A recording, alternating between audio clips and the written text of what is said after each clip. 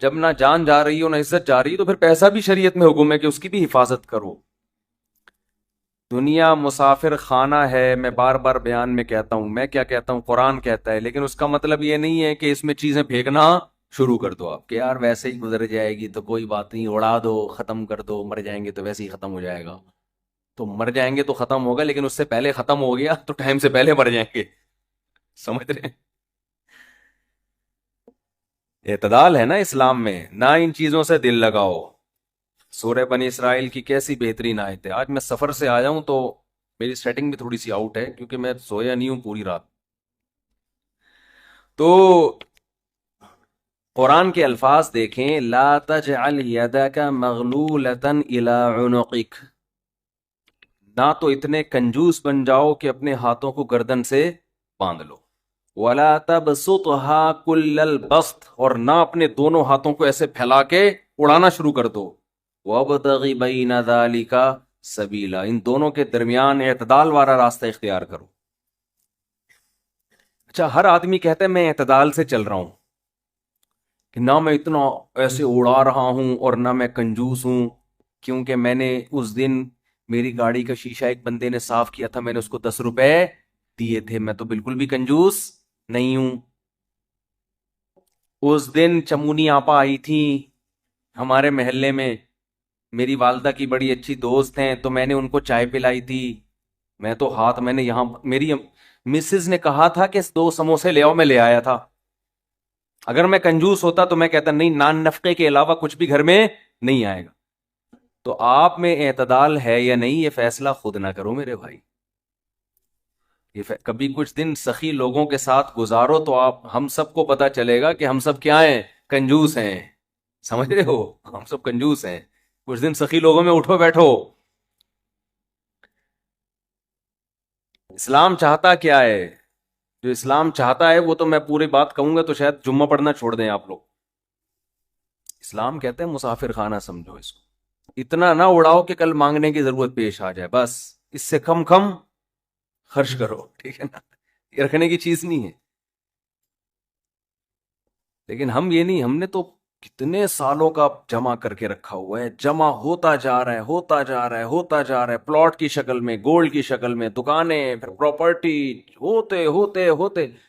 کمال کی بات یہ، اسلام کمانے سے منع نہیں کر رہا، جمع کرنے سے منع کر رہا ہے، اور ہم نے دینداروں کو دیکھا ہے کمانے کی زیادہ کوشش نہیں کر رہے، جمع زیادہ سے زیادہ کر رہے ہیں۔ عجیب بھائی، ارننگ بڑھاؤ، اپنی ڈبل کر دو، اس میں فائدہ ہے، مسلمان پاورفل ہوگا تو اسلام ترقی کرے گا۔ تو کہتے ہیں نہیں یار، میری آمدن مہینے کی اتنی ہے تو مجھے کیا ضرورت ہے، لیکن اس آمدن کو کیا کر رہے ہیں، جمع کر رہے ہیں۔ بھائی کمائی ڈبل کر دو تاکہ خرچ بھی کیا ہو جائے، خرچ اچھی جگہوں پہ شروع کر دو، اپنے لیے نہیں کماؤ، قوم کے لیے کمانا شروع کر دو نا، ڈبل کمانا شروع کر دو، 4 گنا کمانا شروع کر دو، لیکن اس کمائی کو پھر خیر کے کاموں میں خرچ کرو۔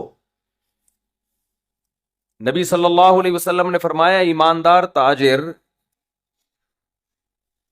وہ شخص جو اس لیے تجارت کرے کہ لوگوں کے سامنے ہاتھ نہ پھیلانا پڑے، ایمانداری کے ساتھ تجارت کرے، پیغمبروں کے ساتھ ہوگا قیامت کے دن۔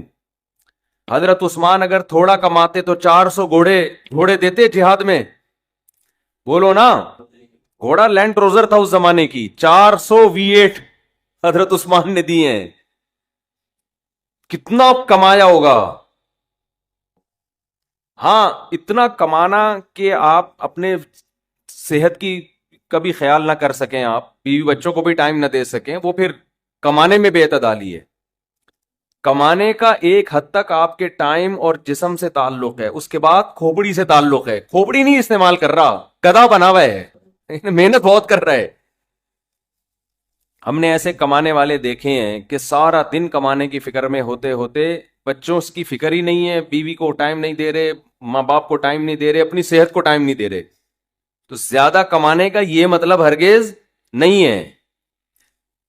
زیادہ کمانے کا مطلب یہ ہے کہ کمانے میں ٹائم تو آپ نے اتنا ہی دینا ہے جتنا آپ کی صحت اجازت دیتی ہے، نماز کا ٹائم نکلے، تہجد کا ٹائم نکل جائے، تسبیحات تلاوت کا ٹائم نکلے، اس میں آپ کے لیے کچھ اللہ اللہ کا ٹائم بھی نکلے، کچھ دین کی تبلیغ کا ٹائم بھی نکلے، کچھ پڑھائی کا ٹائم بھی نکلے۔ ویڈیو نہیں بنائے بھائی، یہاں لکھا ہوا ہے نا، کچھ پڑھائی کا ٹائم بھی نکلے, یہ تمام چیزوں کا ٹائم نکلنے کے ساتھ ساتھ پھر کمانے کو ٹائم دینا ہے. اس میں پھر جب اتنا ٹائم دے کے پھر پلاننگ کر کے اس کو بڑھانے کی کوشش کرنی ہے, یعنی ارننگ کو بڑھانے کی کوشش کرنا ہے. یہ نہیں کہ آپ نے ٹائم زیادہ دینا شروع کر دیا, اس میں ٹائم زیادہ دینے سے تو آپ کی صحت کو نقصان ہوگا نا.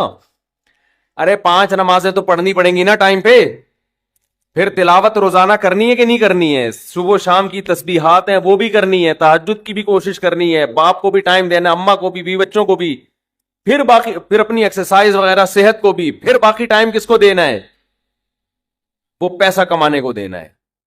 پھر اس پیسہ کمانے کے کو جتنا ٹائم آپ نے دے دیا تو اس میں آپ کہہ سکتے ہیں کہ پھر ہم اس کو بڑھائیں کیسے, ہم تو 8 گھنٹے کمانے کو دے رہے ہیں, اب اس میں کیسے بڑھائیں ہم.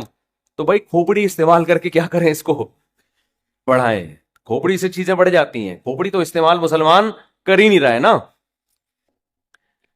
اب یہ کہ کیسے کھوپڑی استعمال کریں, تو آپ خود استعمال کرو کہ یار میں یہ کام کر رہا ہوں تو میں اگر یوں کر لوں تو یہ ایسے بھی ہو سکتا ہے. یہ بیٹھیں گے تو سمجھ میں آئے گا انشاءاللہ آپ کے خود, لیکن بیٹھتے ہی نہیں ہے, سوچتے ہی نہیں ہے. جو جہاں کھڑا ہے وہیں کا وہیں رہے گا.